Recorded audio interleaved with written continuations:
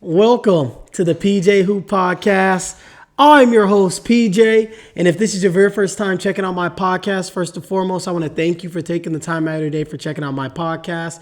This is a basketball podcast, so on my podcast, I mainly cover the NBA, but I also like to touch on college, high school, and international basketball.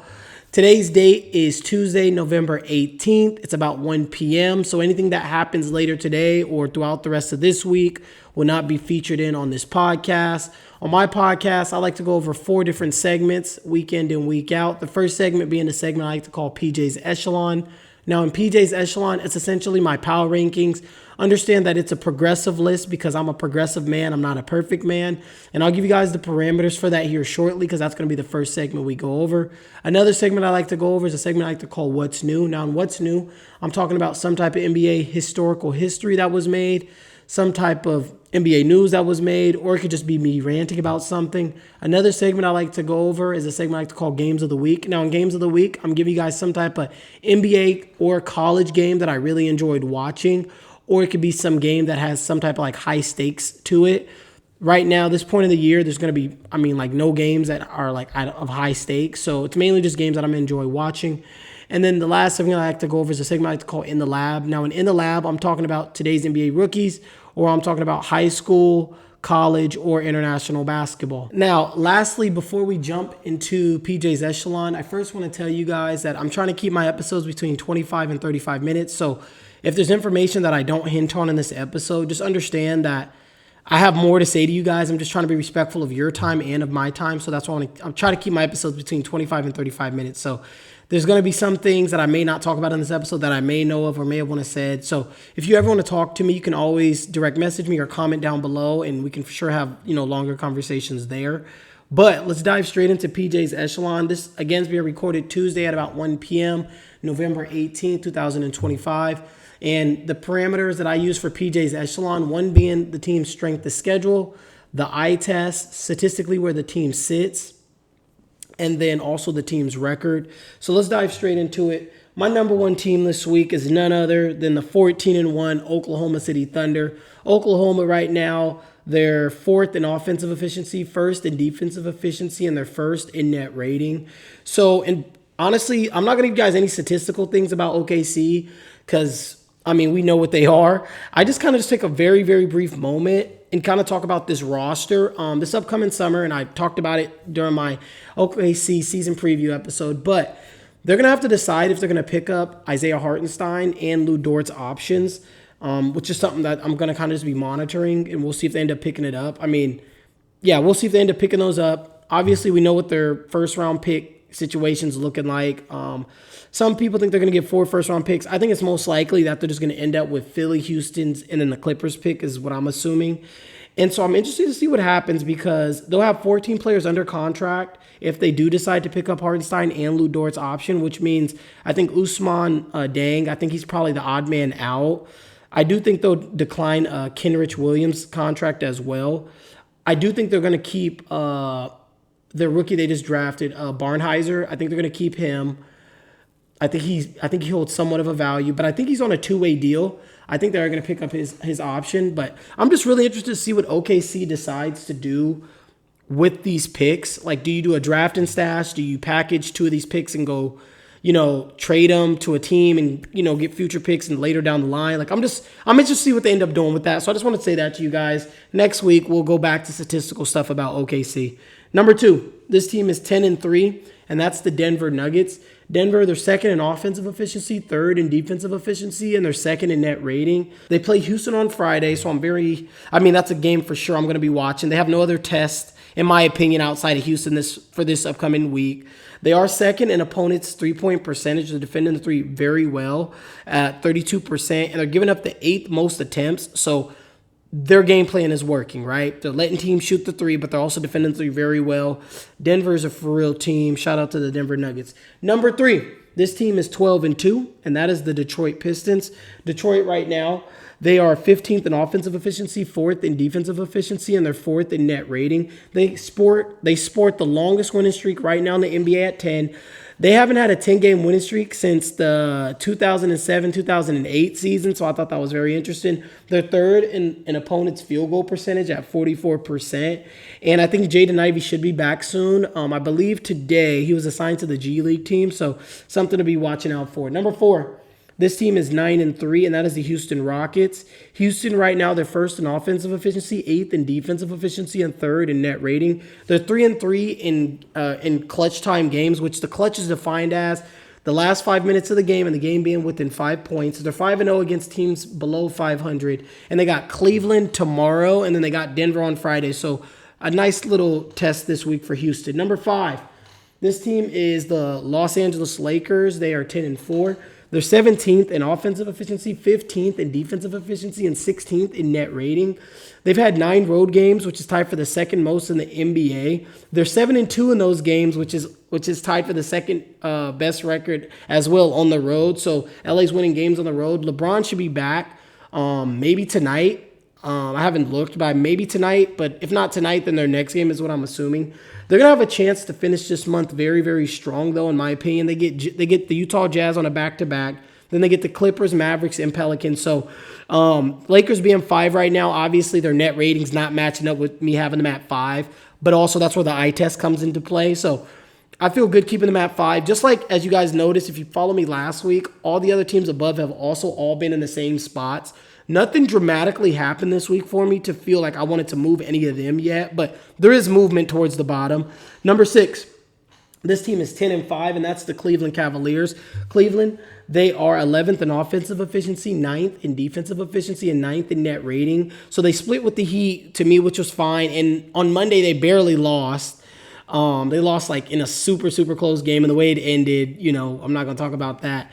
But Monday night in Miami, we know what they was doing in the weekend in Miami, and they barely lost. Like, I'm not going to hold that over their head. I still think this team is better than what their net rating says and what their record says, so I'm going to hold firm and keep them at 6, and that's why I'm keeping them at 6, because I still think Cleveland's still got another gear to rev up. So we'll keep them here for one more week and see if they can, start cranking it up. This number 7. This team is 8-5, and that is the New York Knicks. New York, right now, they're 3rd in offensive efficiency, 17th in defensive efficiency, and 5th in net rating. They're 0-4 on the road, which is something I'll be paying attention to, but I believe they're 8-1 right now at home, so New York has for sure benefited from having all those early home games.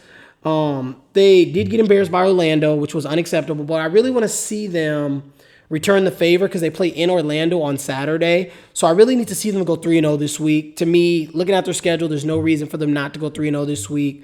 And the only reason why I really moved them up is because the Spurs was here last week. So the only reason why I moved them up is because I felt like I had to kind of dink the Spurs very slightly.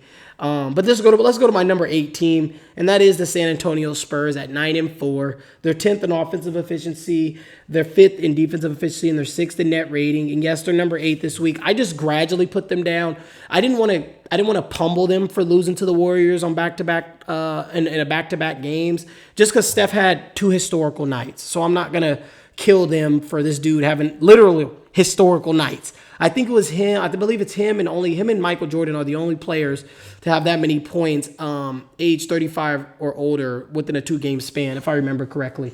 But don't quote me on that. Anyways, he had a historical night. Something I do want to say to you guys, and I want to throw it at you guys. Do you guys believe, and this is a question I want to throw at you guys, because eventually we're going to revisit this. Do you guys think by the end of this year, Stephon Castle could be considered a top 12 point guard in the league, if he's not already in you guys' eyes? Like, you guys let me know down in the comment section below. Do you believe he's a top 12 point guard already, or by the end of the season, do you think he could potentially be?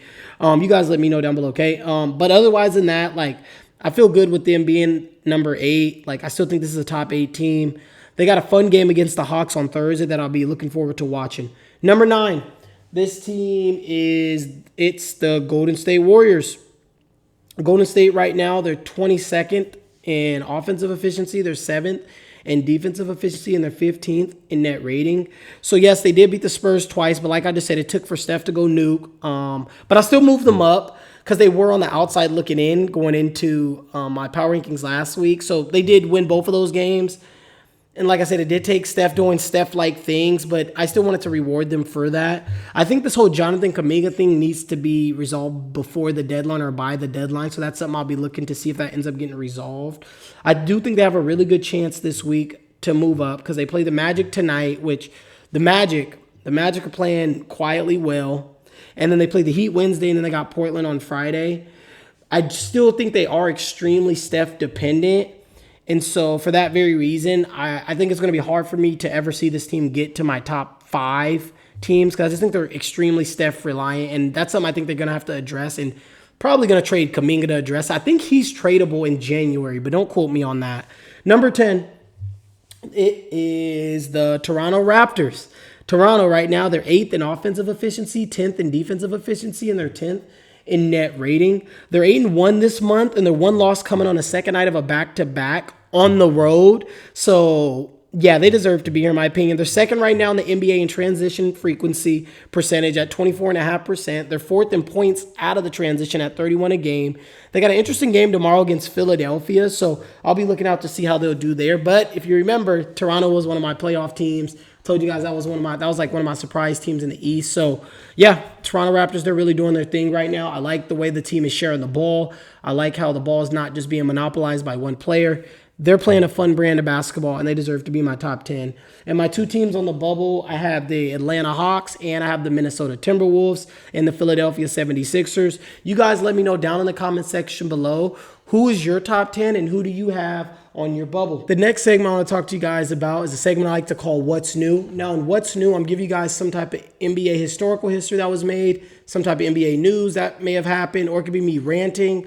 Stephon Castle became the youngest player in Spurs history to record 4 straight games of 10 or more assists. So I wanted to give him some love there, and that happened on November 10th. On the 14th of November, Josh Hart became the first player this season off the bench to record a triple-double. He had 12 points, 12 rebounds, and 10 assists against the Miami Heat. That was on the 14th. Also on the 14th, Jalen Johnson joined Nikola Jokic as the only players with 200 points, 100 rebounds, 100 or more rebounds, 50 or more assists, and 20 or more steals thus far this season. So I wanted to give Jalen Johnson some love there. What happened on the 15th was Luka joined Michael Jordan, Bob McAdoo, Wilt Chamberlain as the only players with 50 or more games of 40 points or more before turning the age of 27. Another thing that happened on November 15th was Giannis has the most 30 points, 10 rebounds, and 5 assists games over the past 40 years at 156. The next closest player is LeBron at 135, and then Joker got 117. So I wanted to give Giannis some love there as well. And so that's all I got for you guys this week for what's new. Next week, what's new? I might rant. I might decide to start kind of ranting a little bit about some teams because by that point I'll have enough information to where I can kind of just really release what's been on my mind to you guys. So look out for that next week. Otherwise, you guys let me know down in the comment section below, what's new this week in your mind about what's going on around the league. My next segment is a segment I like to call Games of the Week. Now, in Games of the Week, I'm talking about some type of NBA or college game of some type of that I enjoyed watching, or it could be a game of some type of significance. This week, and after this week, we're going to go to the NBA for a little bit. This week, we're going to talk about college one more time because it was another college game that I really enjoyed watching this week. Next week, we'll talk about the NBA games. But the game I want to talk about today with you guys is number 1 Houston versus number 22 Auburn. Houston ended up winning this game 73-72. And the reason why I really enjoyed watching this game was because we had some high-level college basketball players playing. And then also we had some future NBA players playing. So I want to give some love. First and foremost, I want to give some love to Keyshawn Hall. Keyshawn Hall actually transferred from UCF to go to Auburn. He's a lefty, he's a little bulkier. He shot the ball horrible, but he had 20 points. And he actually left the game with a leg injury, but he was playing very downhill. He really kind of stemmed their down the stretch of the game. He got them back into the game. I'm gonna have the game playing actually for you guys up in the corner. Tahad Pettiford also played very well this game. He had 15 points. He shot 5 for 14 from the field. And I do believe down the stretch, because it was about, I think, like 1 second left or like 2 seconds left, he drove the ball, and I believe he got fouled by I believe he got fouled on the wrist, but they didn't call it. But yeah, so I wanted to give some love to Tahad Pettiford, because I talked about Tahad last year with you guys. I thought Tahad was an NBA player last year, so I was surprised he didn't come out. We'll see if he ends up helping or hurting his draft stock, but he's a lefty, shorter dynamo guy. He kind of reminds me of Washington's Isaiah Thomas when he was at University of Washington. I also think Auburn is probably going to be better than what I thought they were going to be. I mean, I didn't really talk about them, but they also weren't on my championship bubble list. They have a great blend of players, in my opinion. I do also think that I don't think Houston's going to win the national title. I think they don't have enough playmaking, and they don't have enough three-point shooting, in my opinion, which is kind of weird to say just based on the players they have on their team. I mean, but that's just, I don't know. So far this year, that's how I'm feeling about Houston. They have great freshmen, and I do want to talk to you guys about their freshmen right now. They have great freshmen. I like Chris Senick. I think he's an NBA player. And I think Kingston Fleming, I think he's an NBA player as well. Chris Senick this was probably the most comfortable game that I've watched of him thus far this year, where he looked the most comfortable. He for sure, I mean, he played a very solid game. He finished the game with 18 points, 9 rebounds. He had 1 block. He ended up fouling out in 26 minutes, but it's okay because it was a pretty physical game. He shot 8 for 10 from the field, and he was 2 of 3 from 3. So I think it was nice for the scouts to be there and actually see him hitting threes. Because I remember in high school he was hitting threes. He has stretch big ability for sure. So it was nice actually seeing his three finally fall for him. I was hoping to see that. So it was good to see that actually happen in the game. And then Kingston Flemings really put on a show. I thought all night long he looked like the best player on the floor. He's 6'4", if you guys are wondering. He's a 6'4" shooting guard. He finished the game with 22 points, 5 rebounds. He had 7 assists, 1 block, 4 turnovers. He shot 8 for 13 from the field. He shot 1 for 3 from 3, 5 for 6 from the free throw line. And he had the game-saving block on Pettiford on that last play. He got credited the block, but I felt like his teammate fouled Pettiford, but they didn't call it. But I just really wanted to highlight that game because, again, like I said, I felt like the game had a really good blend of college players that are meant to really be in college, and then also future NBA players, in my opinion. We'll see what happens with Pettiford as the season goes on, if I decide he's still an NBA player this year. Like I said, the way he performed the back end of last year, and even most of last year, I was like, okay, I think he's league bound. But he came back, so we'll see if that hurts his draft stock. But the other two guys, I think Chris Senick and I do think Kingston Flemings, those are NBA players. So we'll be talking about them all year long on the pod. And actually, I might have talked about them over the summer as well when they played in EYBL. But I would have to go back and just think about it. But I've known about these guys. They're both 5-star players for Houston. And I did talk about them in my college preview episode when I talked about the Houston Cougars. But I want to go also talk to you guys about the games coming up this week. So Wednesday, we get the Rockets-Cavs. Wednesday, we also get Portland versus Chicago. Portland's playing a second night of a back-to-back. They play tonight at home against Phoenix. I'll actually be at that game tonight. So that should be a really fun watching them play Phoenix. And then we get the Hawks and Spurs Thursday. And then Friday we get the Nuggets, Rockets. Saturday we get Pistons, Bucks. So those are the games this week that, to me, that I'm going to be most interested in keeping up with and watching. And like I told you guys, next week we'll talk about an NBA game or two because you guys might be getting tired of me talking about college. But I just wanted to talk about college because we got so many games to talk. We got so many more months to talk about the NBA. So I really wanted to give you guys some of the college insight. But yeah, you guys let me know down in the comment section below if there were any college games you enjoyed watching this week, or what NBA games did you really like this week. My next segment on the slate is a segment I like to call In the Lab. Now, in the lab, I'm talking about high school, college, or international basketball.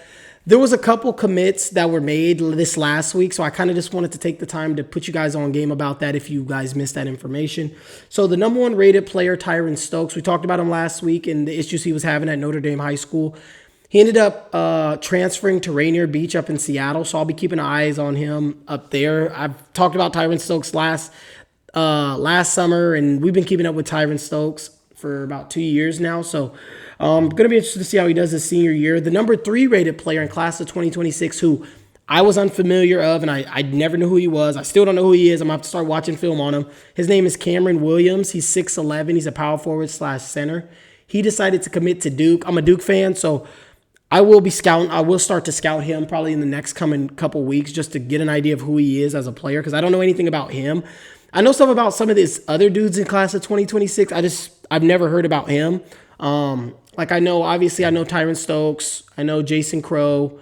I know Baba. I know Christian Collins. Brandon McCoy. What's the other? The other's name is Anthony Thomas. Anthony Thomas. I know him. There's a couple other players in this class I know. I know another person I'm about to name is Jax Richardson, Jason Richardson's son.